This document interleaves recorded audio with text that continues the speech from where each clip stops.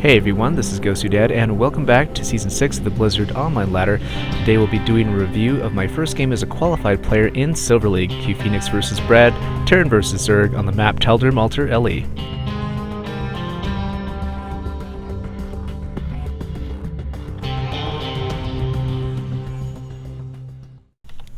Hey everyone, this is GosuDad, and welcome to that wonderful map, 4-player map, Tal'darim Altar LE.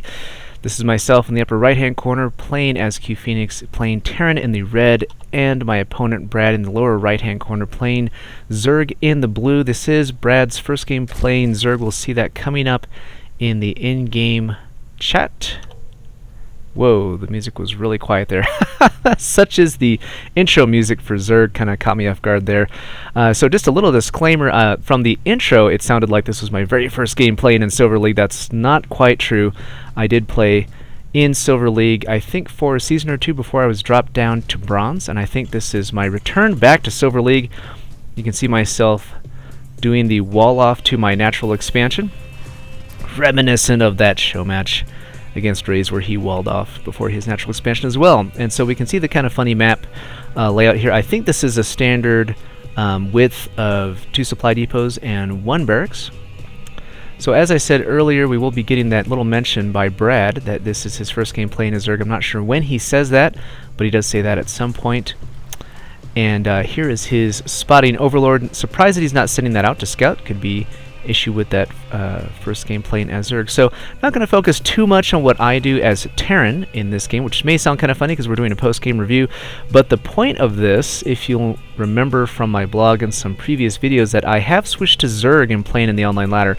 So I am specifically looking for things to learn as a Zerg player in these games. Even in a Terran versus Terran game, a Zerg player can learn different things about the other races and their progression. So we see Brad going for an early hatchery, but he's decided to save up for that hatchery after the 10 drone mark. I do think that that is a very risky move. In fact, he's also built a spawning pool. So I'm tempted to go back and rewind and see when he built that spawning pool. I'm sure he built that first, which meant that he stayed on 10 drones for a very long time. That is a disadvantage for him, second overlord coming out, so that does supply block him for quite a while, and I'm not sure that I really agree with that timing, or that I'm very comfortable with it as a Zerg player. I get very nervous as a Zerg player in the very beginnings of the game, especially against Terran. They can put a lot of pressure on with those double bunker strategies, double barrack strategies. Casting a little off here. I'm getting a little bit distracted. I have this iDog that I got several years back that I turned on, and it listens to music and conversation stuff and makes little noises, and it keeps making noises because I keep talking and chatting in this cast, and so I don't know if you can hear it through the mic, but I can definitely hear it. It's kind of funny, but what a super distraction. So Brad building 2 extractors. So first thing we should note here is that this extractor has no harvesters on it, so that is a waste of a drone, essentially. So don't forget that for the Zerg player, every building he makes is a drone that could be mining minerals, or could be mining gas, or could be building another building, or could be scouting out your opponent, which I believe he has not done at all whatsoever. If you take a look over at Brad's vision, he's not done any scouting whatsoever. He has no idea on this massive map where I am. That is bad news bears for him. I could have scouted out where he is and put some proxy bunkers close into his base, and that would be a very bad move for him. Now myself, of course, playing Terran, and I said I wouldn't talk about this too much, I have tried to scout out the one of the closer positions with my Marine, checking out the vision tab. You can see that I have also not done any scouting either, so it's been a long time since I've played in the ladder, I believe, at this point. I didn't play... I think most of my games played in Season 6 were right near the end of the season, so very rusty there, just as we are rusty casting. So Brad starting to spread his creep out, which is a very good thing to do. That queen, after she gets a couple of larva injects off, she will have enough energy stored up to plop down a creep tumor, and it's very important to get that creep tumor started and starting to link your 2 different hatcheries together. The reason for that is that the Zerg wants to try to abuse as much of the drone production as they can. The reason for that, of course, is that the hatcheries, these little larva guys, can only be used to build anything, but you only get them from the hatcheries, which means that you don't have the flexibility to build drones while you're building attacking units, unless you're very careful to do that with your larvae. But the advantage of Zerg, of course, is that they can use all of their larvae to build drones, the equivalent of having like 7 command centers all at once. So the Zerg player should be making use of all of their larvae, and actually you can see here his supply count. He could definitely build 6 more drones right at this moment. We check out the unit tab, we can see he has 7 larvae right now, so he could build a bunch of drones immediately and ramp up on that economy. But if we look at the income counter, not the army counter, you can see that the Terran player here has a much higher mineral gathering capability, and that's because the Terran player has also expanded. So this puts pressure on the Zerg player to expand as well, which is why it's very important, as we take off the income tab and go to Brad's vision, that Brad gets a good vision of what's going on in the game and where his Terran opponent, how many bases his Terran opponent is on, because he's going to need to maintain at least a 1 base lead or so on his Terran opponent, unless he's gearing up for some kind of timing attack. Now, a timing attack for the Zerg could be that they essentially switch all of their production from making drones off the 2 hatcheries to making attacking units. So all of a sudden you could have, 14 roaches just pop up out of nowhere. On the Terran side, to build that many marauders, I'd have to build 14 barracks. So that's an advantage that the Zerg player has that, of course, we're hoping to take advantage in our own ladder play in Season 9 of the online ladder. So Brad doing a good job of taking vision over from these different Xel'Naga towers and doing a good job of putting his Zerglings right next to the tower. In this case, oftentimes players will end up with their units down here at the bottom of the cliff, and that does not activate the Xel'Naga tower, does not give them vision. And I think I do that at some point as a Terran player. So you can see a bunch of scans coming down. So as a Zerg player, you see the scans coming down. You see that they know that you've expanded. And of course, if you're very careful about it, you'll notice that you are not putting any drones on your extractors and not getting gas. But in this case, it probably doesn't matter since you're already banking up hundreds of gas anyways. Now, for a Zerg player, banking up hundreds of gas is not necessarily a bad thing, and part of that is because the Zerg player can instantly turn around and make a gazillion of roaches all of a sudden. Now, one of the things that we're going to see here is a little bit of a mistake by Brad. He's going to come over here and kill this Marine, and I think there was another Marine that eventually makes his way over here, which is just me scouting. I'm sending a Marine over here to scout. I believe he thinks it's a Marine going back to the home base. And so he ends up sending a small army over here thinking that's where I am. I think he sets them up over here in a defensive position. But because he didn't scout out where my base was really at, didn't take that little extra step to send a Zergling to every single starting location, he's not going to be able to see that and doesn't see that I have a large army coming. Now, in typical Silver Bronze League fashion as a Terran player, I'm just bunkered up, so to speak, no pun intended here, at my natural in the typical Terran fashion, going for a turtle lane thing. So at this point, the Zerg player could definitely expand to 1 or 2 more locations and gain a huge economic advantage on the Terran player, which he will need because, of course, the Zerg race is a very squishy race as far as its army units. So a ninja third from Brad right around the corner from my natural. That's a very gutsy move. I'm not sure I would have done that. But of course, Brad does not realize where I am because he did not scout. So that's a big thing for the Zerg players. You really have to scout. You've got to know where your opponent is. And very importantly, you need to know how many expansions they've expanded to, so you know how many expansions you need to make to keep up in the economy game, because it's going to be very important for you to be ahead in that economy game. The other thing is that you need to be very diligent with injecting your larva from the 2 different queens. Now, one of the tricks that we like to do there, wow, Brad staying on top of it, while for a first game that he's doing very good in that case. Checking up on the units tab, he's got 19 banked larvae. That's very good. But he needs to have the resources to make use of that, or he needs to be scouting to know what's going to happen so he can make use of that. And surprise, look at that sensor tower goes down. Hopefully he's looking at the mini-map, and you can tell even from his vision, let's see if we can get his vision here, he can see over here on the mini-map that there is a sensor tower placed there. So either A, that is the Terran player putting a sensor tower at their natural expansion, which that would seem to make sense, or B, it's a Terran player trying to fool the Zerg player into thinking he's somewhere else, which doesn't happen very often. Now, I believe from CuePhoenix's vision with that sensor tower, he may be able to see, I think he sees a smidgen of something over here, that could be a ninja expansion, or at least some units that are getting ready to do some kind of drop or some sort of sneakiness. But to be honest, I don't think I even noticed that.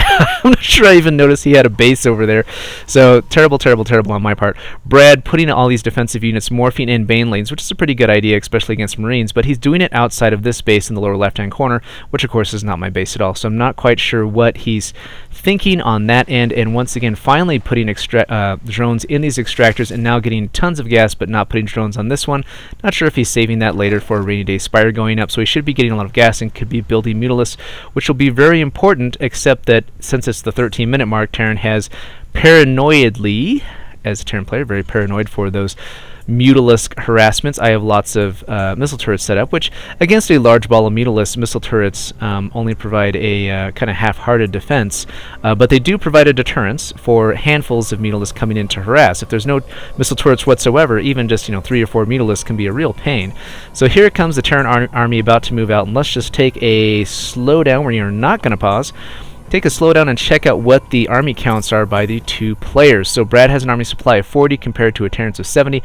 That's a big problem. Now, we will check the units tab to see how many of those units from the Terran player are in this offensive army, and it looks like 11 Marauders and 41 Marines. So, yeah. So at this point, Terran has a huge military advantage here, and you can see me doing the wrong thing with the routing. So you see I've routed to the bottom of this cliff, which is a mistake. It really should be up here at the top. And as we see, I think at some point Brad's army makes a move here where he pulls the army back to the top of this cliff, which is great. Now if you look at the production tab, Brad could be making a bunch of Zerglings, except for the fact that he's supply blocked. So that's another thing I'm going to have to watch out for as a Zerg player, that even if I have a lot of larvae, he's got 24 larvae banked up. He's been really on top of those larva injects. So he has tons of larvae, and he's got a good set of resources. He could build 15 larvas of Zerglings. Actually, no, 30 larvae of Zerglings. And but he just doesn't have the supply. Now his units are getting blown up as we speak, and he is making some Zerglings now. Now those Zerglings are only going to be, unless they morph into Banelings, they're going to be a minimal use against this Marine Marauder ball. And these Marines don't have stim. Marauders have concussive shell. I'm going to pause right now because things are just moving just a little too fast. Wow, look at all that. That is pretty cool. Going to be checking up on their upgrades. Looks like armor and attack upgrade and an attack upgrade for the Zerg player. Now I would highly recommend, and I say this to myself because I'm playing Zerg, like I said in the more recent seasons, to be researching the armor upgrades for Zerg. And actually all the upgrades, the armor upgrades, the attack upgrades, are really good for Zerg because the Zerg player will have a lot of units, which means that the more units that you have, the more attacks that you have. Therefore, the attack bonus is more valuable to you. For example, the attack bonus for Marines is very powerful because they attack very often, whereas the Marauders attack at a slower rate, so the attack bonus is not as strong for them. But of course, and likewise for the armor, if you have lots of Zerglings, right, and you have an armor upgrade, then all the little Zerglings get an armor upgrade. So every hit is one less against all those little Zerglings. And if he's got to make one extra hit to kill a Zergling, then that significantly increases the damage, essentially, that a Zergling is soaking up.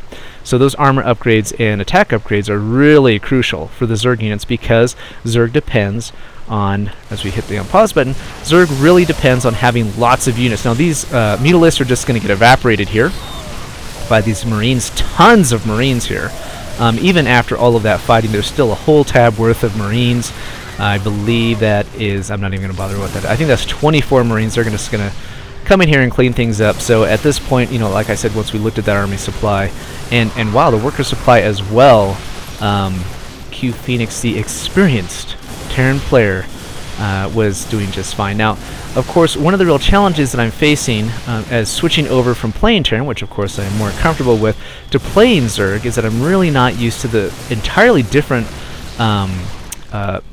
mechanics, the different flow, the economic flow, the army flow of the two different races. The Terran units, the Marine Marauder Medevac trio does very well in small groups, even in medium groups, such as this as well. But just imagine if this group had a bunch of Medevacs, this would just be terrible, right? But they're good in small numbers, right? But on the Zerg side, their units are fast and cover a lot of ground, and so their ability is to be able to defend multiple bases very well because they move so quickly. And that's just a completely different style of play between Terran and Zerg. And there goes my iDog hopefully turning off, and we will get into the post game. All right, GosuDad, see you then. So that was a pretty interesting game, especially from the Zerg point of view. It's kind of a hard game to gauge, just because Brad, this was his first game playing Zerg, and I'm not sure if this was... I'm guessing this was not his first time playing Zerg, period. I'm guessing that he did play a little bit against the computer, or against friends before he went to the ladder. So that does make this game a little bit hard to analyze, but we can definitely learn a whole lot from this game. First off, on the Zerg player side, you definitely, as we can see here, CuePhoenix researching those upgrades, or he should be, and that's a crucial thing for the Zerg player. Actually, we can see him researching those upgrades in the production tab in the upper left-hand corner. That's great. So Zerg player needs to keep up on those upgrades, but most importantly, they need to scout. And getting vision of those towers in the middle of the map was a great idea by Brad, and a good first step. But really, the first step, even before that, was just to know where the Terran player is on this massive 4-player map, and to know whether he had expanded to a natural and be able to react to that very quickly. Brad did do an early expand strategy, so early, in fact, I think it did hurt him economically. I think he should have probably waited for that second Overlord, well, the first Overlord to be built, but second Overlord to come out on the map so he could build drones while the hatchery is building. The natural expansion hatchery is building, and having those scouts to be able to tell when the Terran player expands so the Zerg player can keep up on those expansions. So really good to keep up that vision with those Xel'Naga towers, but of course he needs to up that just a little bit and scout and find out where the opponent is and what they're up to. And wow, looks like I was going for starports here. That's pretty bad too. But but the other thing that we noticed, especially in Brad's case, is that he had a lot of Zerg larva built up back at his base, and he had plenty of resources. If we I don't know how to pop up the resources tab quickly.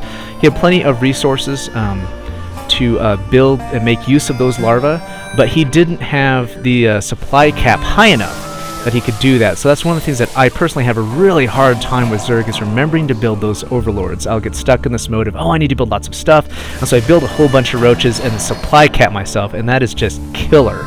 Because for Zerg, their big strength is being able to build lots of units at once and be able to just flip that switch and build a whole ton of units that counter the units that are coming towards them, or build a whole bunch of units that can come out and do a counterattack.